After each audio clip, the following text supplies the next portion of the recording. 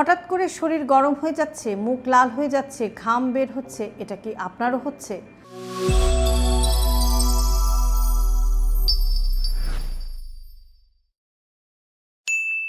অনেক নারী বিশেষ করে বয়স বাড়ার সাথে সাথে এই ধরনের সমস্যায় ভুগে থাকেন। একে বলা হয় হট ফ্ল্যাশ।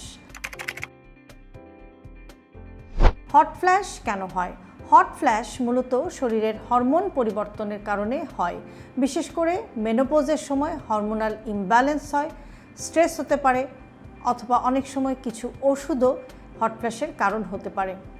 এতে মস্তিষ্ক শরীরের টেম্পারেচার কন্ট্রোলটা ঠিকভাবে করতে পারে না। হট ফ্ল্যাশের লক্ষণগুলো কি কি?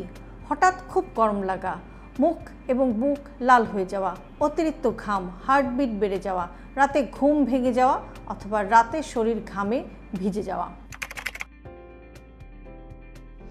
এখন আপনি কি করতে পারেন? একটু ঠান্ডা পরিবেশে থাকার চেষ্টা করুন, ফ্যান অথবা এসি ব্যবহার করুন, একটু হালকা সুতির কাপড় চোপড় পরা ট্রাই করুন এবং লেয়ারিং কাপড় পরা এড়িয়ে যান, অর্থাৎ কয়েকটা লেয়ারে কাপড় পরা অ্যাভয়েড করুন।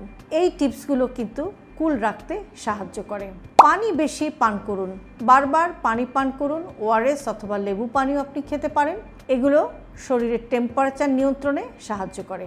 ট্রিগার খাবারগুলো এড়িয়ে চলুন, অর্থাৎ যেই খাবারগুলো আপনার হট ফ্ল্যাশের সমস্যাকে বাড়িয়ে দেয় সেগুলো অ্যাভয়েড করুন। যেমন বেশি বেশি চা, কফি, খুব মশলাযুক্ত খাবার, ফাস্ট ফুড, জাঙ্ক ফুড, অতিরিক্ত চিনি, অতিরিক্ত লবণ, অ্যালকোহল, এগুলো কিন্তু হট ফ্ল্যাশের সমস্যাকে বাড়িয়ে দিতে পারে।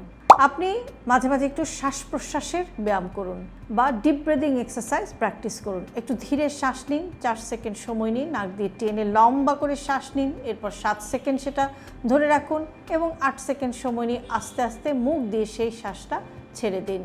এটা আপনার নার্ভাস সিস্টেম বা স্নায়ুগুলোকে কিন্তু শান্ত রাখতে সাহায্য করে। ওজন নিয়ন্ত্রণ করুন। অতিরিক্ত ওজন হট ফ্ল্যাশের সমস্যাকে বাড়িয়ে দিতে পারে। হালকা ব্যায়াম এবং হাঁটা এক্ষেত্রে বিশেষভাবে উপকারী।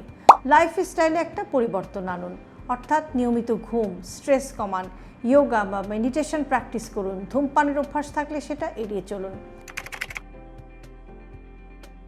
কখন আপনি ডাক্তার দেখাবেন? যদি দেখেন যে খুব বেশি ঘন ঘন আপনার হট ফ্ল্যাশের সমস্যা হচ্ছে, আপনার ঘুম একদম নষ্ট হয়ে যাচ্ছে, অথবা এর সাথে যদি আপনার অন্য কোনো অসুখ থাকে, তাহলে অবশ্যই ডক্টরের সাথে কনসাল্ট করতে হবে।